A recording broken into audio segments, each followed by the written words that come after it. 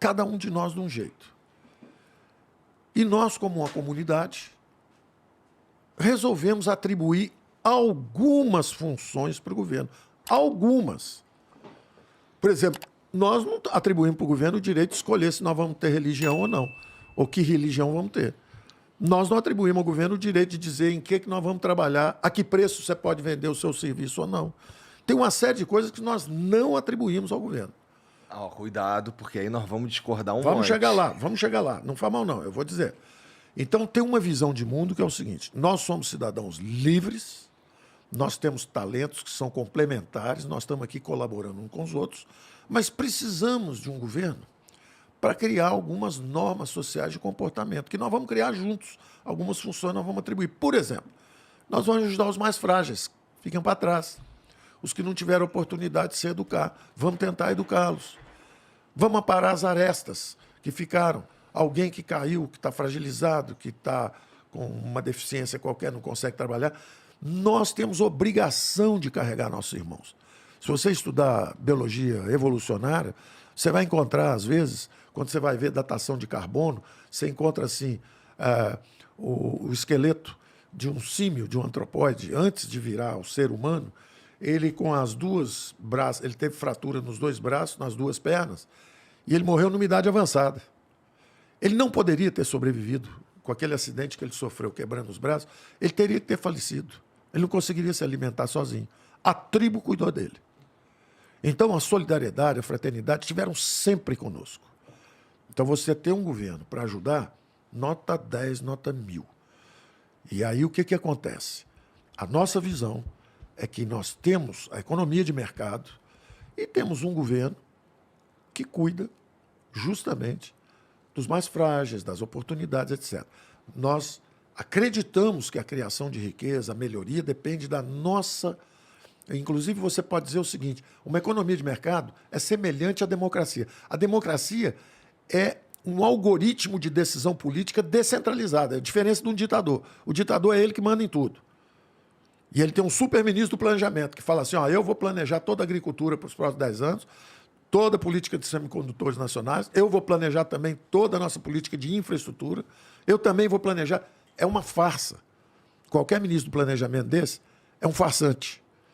Porque o segredo da humanidade é justamente essa divisão de funções, atribuições, virtudes, etc. Então, a democracia fraciona o poder, são 3, 4 poderes independentes. A mídia é um poder, vocês são um poder.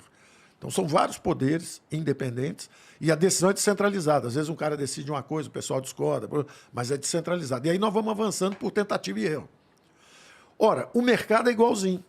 É um algoritmo de decisão descentralizada, só que é na economia, em vez de ser na política.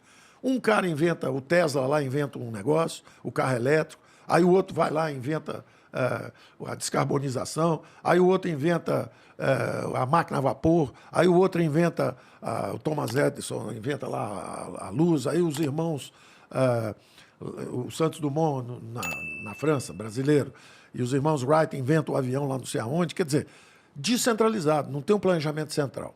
Então, o erro de modelo, se você perguntar assim, qual foi o grande defeito, qual o grande problema da economia brasileira? Por que um povo, um país que é rico, o presidente fala, como é que pode um país que é tão rico em recursos, como é que esse país não acabou ainda com a miséria e com a pobreza? O modelo econômico é muito ruim. O modelo econômico é muito ruim há muitas décadas. Os últimos 2 governos militares já estavam lá perdendo um pouco o rumo. Entrou a democracia, a redemocratização, conseguiu pegar a inflação 200, levar para 5.000% por falta de capacidade, por incapacidade. Os políticos não estavam habilitados, eles ficaram tanto tempo fora do poder que eles não tinham capacidade de escolha correta. E os economistas a mesma coisa, todo mundo pensando em política, fazendo besteira, congelando preço, que foi o plano cruzado, congelando ativos, sequestrando poupança, que era o plano Collor, fazendo uma besteira atrás da outra. E nós perdemos décadas, perdemos 2, 3 décadas, mas fomos aprendendo e progredindo aos poucos na tentativa e erro. Quando explodiu o câmbio, nós aprendemos a flutuar. Quando foi para hiper, nós aprendemos a ter um banco central forte. Quando endividou em bola de neve, nós fizemos o teto. Quer dizer, é um aprendizado a duras penas por falta de conhecimento. Mas o Brasil está tentando andar na direção certa. Mas é um modelo, durante 30 anos, é um modelo de centro-esquerda. que é, ao contrário do que eu falei, que acredito na descentralização dos poderes, na descentralização da decisão econômica, a centro-esquerda é o contrário. Ela acredita na virtude do planejamento, na virtude do Estado grande. Ela tolera os mercados. Ela é obrigada a tolerar. Se ela pudesse, ela tributava 100% você. Pegar tudo que você produz. Mas ela é obrigada a te tolerar. Ela tributa só 40%, só 35%. Ela deixa você ficar com a metade do seu trabalho, a outra metade ela toma. E isso está em toda parte. Está nos produtos, quer dizer, agora nós baixamos o IPI, nós baixamos o ICMS, nós estamos baixando os impostos, nós estamos repassando para a população o recurso. Durante 40 anos os impostos só subiram. Então o nosso governo está indo para o outro lado. Nós estamos indo para o caminho da prosperidade, nós estamos indo em direção à economia de mercado, de consumo de massa. O Brasil era uma economia fechada, nós estamos abrindo. Os governos anteriores, o governo que fez mais acordos, tinha feito 4 acordos comerciais. Nós já fizemos 15. Ainda vamos fazer antes do final do ano, ainda vamos fazer mais. Os governos anteriores subiram os impostos. Nós estamos reduzindo os impostos. Então, economia fechada, nós estamos abrindo. Imposto alto, nós estamos reduzindo. Gasto do governo era muito alto. Nós entramos, o gasto com a administração pública federal era 4,5% do PIB. Hoje é 3,5%. Nós baixamos. Então, nós estamos indo para um outro caminho. Nós acreditamos no caminho da prosperidade. Mas, ao mesmo tempo, sem esquecer o que você falou. Eu aprendi muito com gente de esquerda. Eu li muito. E tem razão. A sensibilidade social é importante. Tanto que eu estava ajudando, justamente com esse choque, direita-esquerda, eu estava ajudando uma pessoa que eu achava que podia ser um cara meio de centro, uma terceira via e tal. Só que, tem que ter push, tem que ter potência para aguentar o tranco. O jovem talvez não aguentasse, desistiu. E foi assim que o Bolsonaro falou comigo: vem cá, se ele desistir, você me ajuda? Porque o Brasil está indo para o caminho da miséria. Nós queremos ir para o caminho da prosperidade, para o outro lado. Você me ajuda? Eu falei: ajudo. Era melhor se tivesse todo mundo junto, com essa visão de deixar essa brigalhada para trás e vamos fazer uma economia arrumada aí para frente. E vamos respeitar a liberdade um do outro. E tem que ter tolerância. Dizem que ele é intolerante. Eu nunca vi tanta intolerância também. Eu, por exemplo, sou um liberal, não sou um conservador. Me impressiona a intolerância da esquerda com a visão do conservador. Se a esquerda a democracia brasileira parece um saci-pererê. Só pula na perninha esquerda.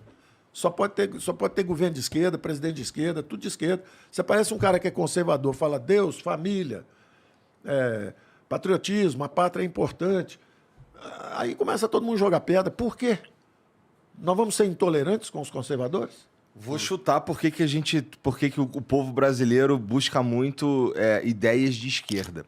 Eu acho que é porque a gente tem muita gente que tá na merda. E aí as ideias de esquerda, elas tendem a pelo menos parecer mais abrangente nesse sentido. Por exemplo, eu acho que uma das principais críticas que tem a políticas do governo, daquele cara lá que é o ministro e tudo mais, que é o lance da reforma da Previdência. Para você ver, você está 100% certo em dizer que existe uma atração pelas ideias que são aparentemente mais generosas. É claro que a esquerda atrai, porque ela promete o céu. Só que o que ela entrega é o inferno. Ela entregou ditadura na China, ditadura na Rússia, ditadura em Cuba, ditadura na Venezuela. Ela entrega ditadura e miséria. Isso é o que ela entrega. O que ela promete é o céu e o paraíso. Agora, nós estamos acompanhando a história da civilização ocidental. A democracia começou com os gregos, limitada só aos cidadãos. Aí passou para Roma, limitada aos patrícios também. Mas aí entrou o direito romano. Depois passou lá para os ingleses, com direito consuetudinário. Depois houve uma revolução muito interessante, uma revolução dos Estados Unidos, 1776, e uma revolução na França. Os mais nobres ideais estavam na França. Liberdade, igualdade e fraternidade. Eram nobres ideais, mas a visão era também intervencionista. Resultado da França. 3, 4 anos depois de decapitar o rei, decapitaram, guilhotinaram o próprio Robespierre. Primeiro, o Robespierre guilhotinou os amigos todos, Danton, todo mundo que fez a revolução com ele guilhotinou primeiro. Depois guilhotinaram o Robespierre também. E depois viraram as guerras napoleônicas. Os mais nobres ideais viraram uma tragédia no continente inteiro. Guerra, fome, frio. Foi o capeta. Os ideais eram nobres. Vamos libertar toda a civilização dos reis. Era um ideal nobre. Só que foi morte, morte, morte, sangue, morte, morte, morte. Enquanto isso, estava acontecendo uma revolução pacífica do outro lado do mundo. Eram os americanos. Mesma época, mais ou menos, os americanos viram e falam o seguinte: não queremos receber esses impostos dos ingleses. Não vamos ser tributados sem representação. No taxation without representation. Nós não conseguimos votar lá no parlamento e eles ficam botando imposto sobre o chá, imposto sobre o tabaco. Revolução, vamos brigar com eles. Brigaram com eles. Na mesma hora, criaram uma Constituição muito simples, que basicamente dizia o seguinte: olha, nós temos liberdade de empreender, liberdade de escolher nossa religião, liberdade, nós queremos liberdade. Então, uma tinha os mais nobres ideais, franceses. Coincidiu com o fim da grandeza da França. A França, dali para frente, só começou a descer. Depois apanhou lá na guerra 1870, na guerra franco-prussa, apanhou para a Prússia. Depois chamou o mundo inteiro para salvar quando os nazistas invadiram. Quer dizer, daí para frente, a França começou enorme, culturalmente um gigante, espetacular, mas partiu na direção errada. Os americanos, ao contrário, viraram a maior potência do mundo. Tem um livro, Kenneth Maxwell, um brasilianista também, falando sobre os americanos. Na mesma época, nós aqui também sonhamos com a liberdade. Tiradentes. Então, ele tem um livro chamado, é um brasilianista, tem um livro chamado O Livrinho de Tiradentes. Chama O Livro de Tiradentes. Os brasileiros, naquela época, não tinha WhatsApp, né? Você tinha que mandar uma carta em francês, aí mandava para a França, o cara lia, passava para o inglês, mandava para os Estados Unidos de barco, né? Ele ia de navio, 3 meses para um lado, 3 meses para voltar. Os brasileiros dizendo o seguinte: olha, nós somos mais ricos que vocês. Vocês têm tabaco, nós temos ouro.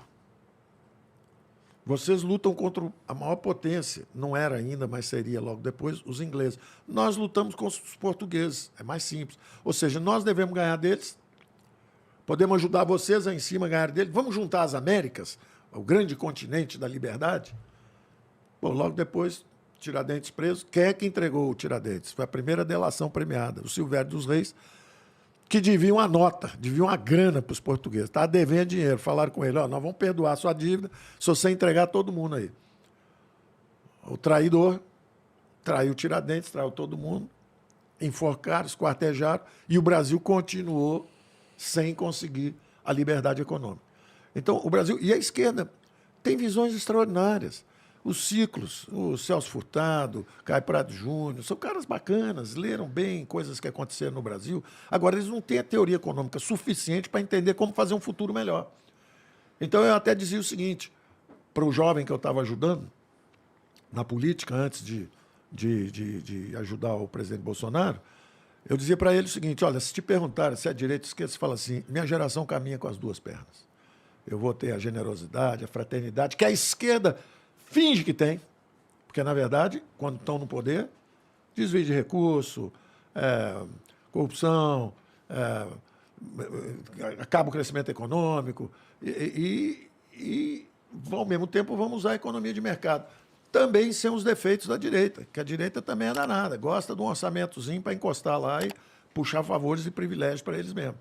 Então, o que nós temos que procurar são as pessoas de bem.